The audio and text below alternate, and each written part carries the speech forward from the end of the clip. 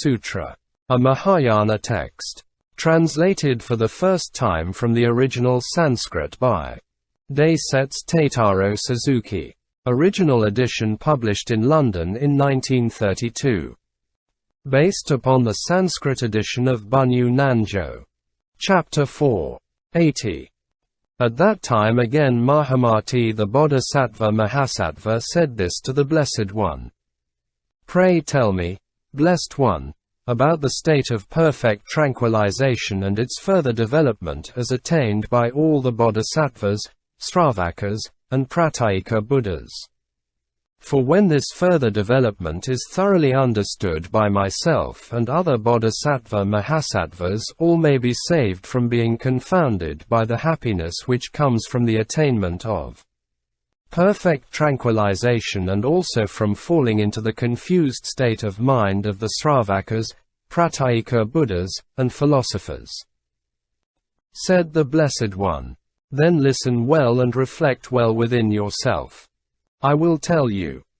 Certainly, Blessed One, said Mahamati the Bodhisattva-Mahasattva and gave ear to the Blessed One. The Blessed One said this to him. Those Bodhisattva-Mahasattvas who have reached the sixth stage as well as all the Sravakas and Pratyekabuddhas attain perfect tranquilization. At the seventh stage, the Bodhisattva-Mahasattvas, giving up the view of self-nature as subsisting in all things, attain perfect tranquilization in every minute of their mental lives, which is not however the case with the Sravakas and Pratyekabuddhas. For with them there is something effect-producing, and in their attainment of perfect tranquilization, there is a trace of dualism, of grasped and grasping. Therefore, they do not attain perfect tranquilization in every minute of their mental lives which is possible at the seventh stage. They cannot attain to the clear conviction of an undifferentiated state of all things and the cessation of all multiplicities. Their attainment is due to understanding the aspect of all things in which their self-nature is discriminated as good and as not good. Therefore, until the seventh stage there is not a well-established attainment of tranquilization in every minute of their mental lives.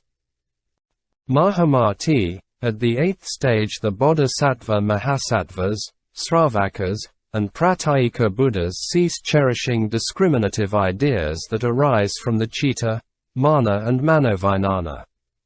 From the first stage up to the sixth, they perceive that the triple world is no more than the citta, manas, and manovijnana. That as it is born of a discriminating mind, there is no ego soul and what belongs to it. And that there is no falling into the multitudinousness of external objects except through the discrimination of the mind itself. The ignorant turning their self-knowledge towards the dualism of grasped and grasping fail to understand. For there is the working of habit energy which has been accumulating since beginningless time owing to false reasoning and discrimination. Mahamati, at the eighth stage there is nirvana for the Sravakas and Pratyekabuddhas and Bodhisattvas. But the Bodhisattvas are kept away by the power of all the Buddhas one from being intoxicated by the bliss of the samadhi, and thereby they will not enter into nirvana. When the stage of Tathagata-hood is not fulfilled, there would be the cessation of all doings, and if the Bodhisattvas were not supported by the Buddhas the Tathagata family would become extinct. Therefore, the Buddhas, the Blessed Ones, point out the virtues of Buddhahood which are beyond conception. Therefore, the Bodhisattvas do not enter into nirvana, but the Sravakas and Pratyekabuddhas, engrossed in the bliss of the samadhis, therein cherish the thought of nirvana. 1 Read according to Tianj. At the seventh stage, Mahamati, the Bodhisattva properly examines into the nature of the citta, manas, and manovijnana. He examines into such subjects as ego soul and what belongs one to it, grasped and grasping, the egolessness of persons and things, rising and disappearing, individuality and generality. He skillfully ascertains the fourfold logical analysis. He enjoys the bliss of self-mastery. He enters successively upon the stages. He knows the differences obtaining in the various elements of enlightenment. The grading of the stages is arranged by me lest the Bodhisattva-Mahasattva.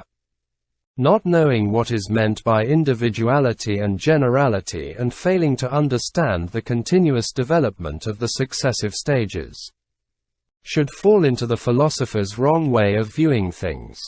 But, Mahamati, there is really nothing rising, nothing disappearing, all is nothing except what is seen of the mind itself.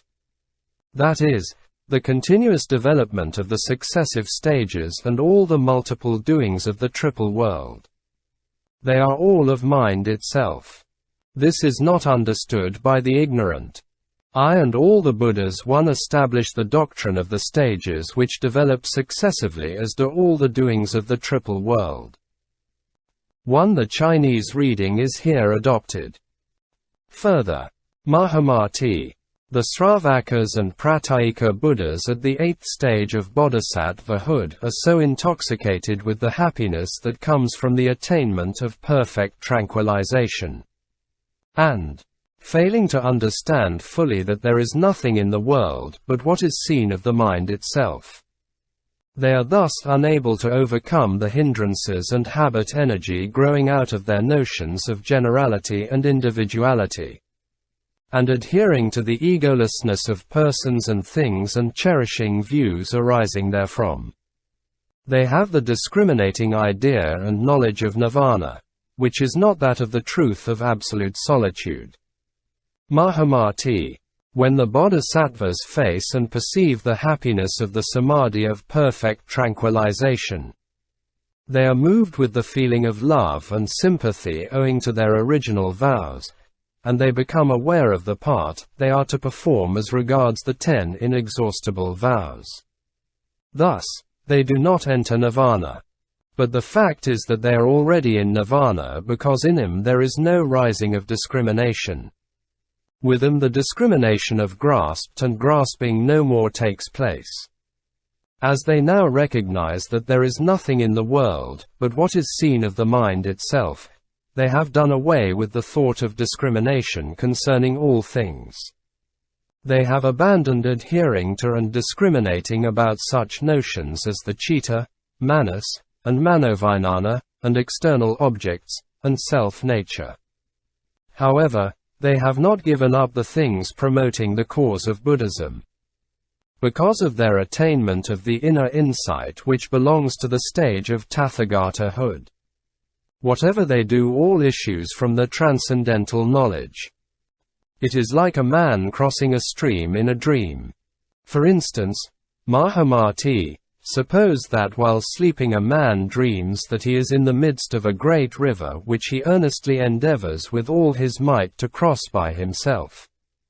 But before he succeeds in crossing the stream, he is awakened from the dream, and being awakened he thinks, "Is this real or unreal?"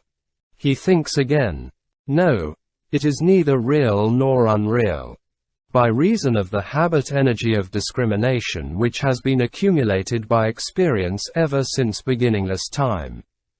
As multiplicities of forms and conditions are seen, heard, thought, and recognized, there is the perception and discrimination of all things as existent and non-existent. And for this reason my manovijnana experiences even in a dream all that has been seen by myself. Single quote.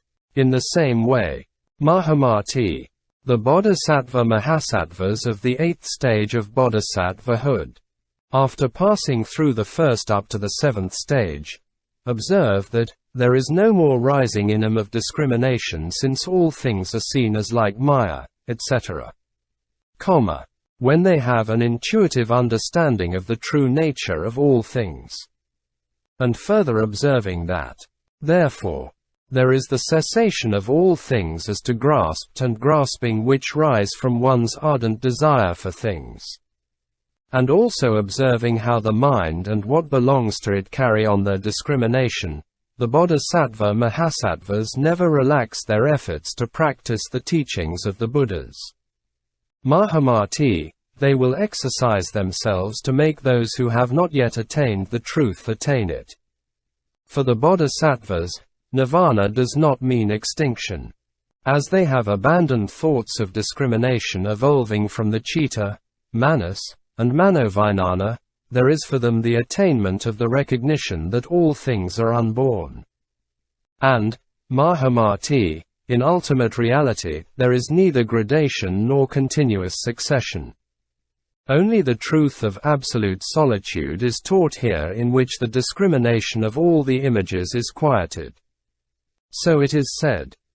1.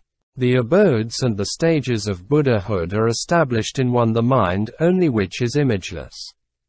This was told, is told, and will be told by the Buddhas. 2. The first 7 stages are still of the mind, but here the 8th is imageless. The 2 stages, the 9th and the 10th, have still something to rest themselves on. The highest stage that is left belongs to me. 3. Self-realization and absolute purity. This stage is my own. It is the highest station of Maheshvara, the Akanishtha heaven shining brilliantly. 4. Its rays of light move forward like a mass of fire. They who are bright-colored, charming, and auspicious transform the triple world. 5. Some worlds are being transformed, while others have already been transformed. 2. There I preach the various vehicles which belong to my own stage. 6. But from the absolute point of view, the 10th is the first, and the first is the 8th. And the 9th is the 7th, and the 7th is the 8th. 7. And the 2nd is the 3rd, and the 4th is the 5th, and the 3rd is the 6th. What gradation is there where imagelessness prevails? The 4th chapter, on intuitive understanding.